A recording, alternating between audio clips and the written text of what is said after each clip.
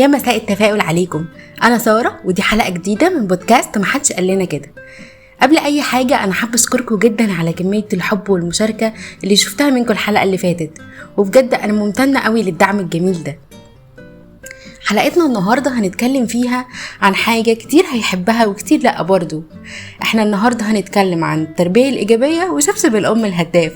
فيلا بينا نبتدي ويا رب محدش يشتمني. التربية الإيجابية في ناس كتير قوي فاكرينها هزار ودلع زيادة. الحقيقة هي مش كده خالص، في شوية خرافات وحبة ترندات كده محتاجين نصلحها سوا. فخليكم معايا للآخر عشان هنقول شوية حقائق هتفرق فعلا في تربية ونفسية ولادنا جدا. أول خرافة معانا النهاردة بتقول إن التربية الإيجابية يعني إن أنت تسيب العيل يعمل اللي هو عايزه وخلاص.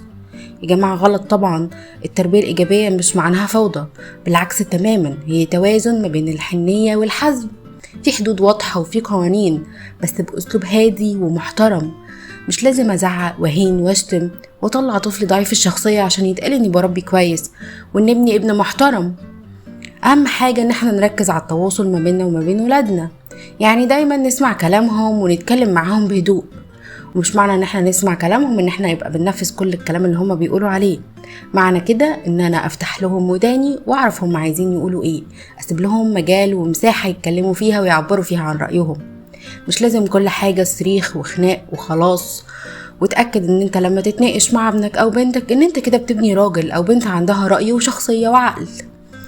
تاني خرافة معانا النهاردة بتقول ان التربية الإيجابية دي كلها مكافآت وهدايا عشان بس العيل يسمع الكلام.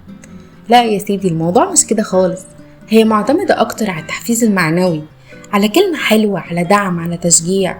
مش لازم كل حاجة تبقى شوكولاتاية وهدية. انا مش هحسسه ان هو اجمد واحد في الدنيا واطلعه اناني بان انا اقول له انت احسن بني ادم في الدنيا، انت بتعمل احلى حاجة في الدنيا. بس برضو انا مش هحبطه ومش هكسر مقاديفه واقول اصل انا كده بشجعه عشان يبقى احسن. بالعكس، انت كده بتهده وبتهد ثقته في نفسه. تالت واخر خرافه معانا النهاردة بتقول ايه؟ بتقول ان الانسان اللي بيتربى تربية ايجابية ده بيطلع انسان مش منضبط. يا سلام، العكس تماما. التربية الإيجابية دي بتعلم الطفل ازاي يكون مسؤول عن تصرفاته، وبتخليه يعرف قيمة القوانين ويقدر يتحكم في نفسه، وكمان بتشجعه على الاستقلالية. تيجي أقولك ازاي؟ أول حاجة، انت هتخلي الطفل يعتمد على نفسه. تاني حاجة، هتخليه ياخد قراراته الصغننة بتاعته عشان يحس ان هو قادر وان هو مسؤول. مش لازم نمسك العصاية ولا نبقى قاعدين بالمرصاد لعيالنا. التربية الإيجابية دي بتعتمد على التفاهم والدعم والتعاون، وهي أسلوب محترم بيخلينا نبني علاقة قوية مع أولادنا ونربيهم على المسؤولية والاحترام.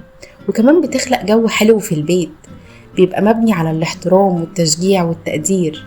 وافتكروا دايما ان التربية الإيجابية دي مش موضة جديدة ولا هزار، ده أسلوب موجود عند الآباء والأمهات من زمان قوي، بس ده مجرد اسم جديد. ولو عجبتكم الحلقة شاركوها مع كل حد عنده عيال وعايز يربيهم صحة وبحب. واستنوني في حلقات جاية كتير مليانة طاقة إيجابية وحاجات مفيدة.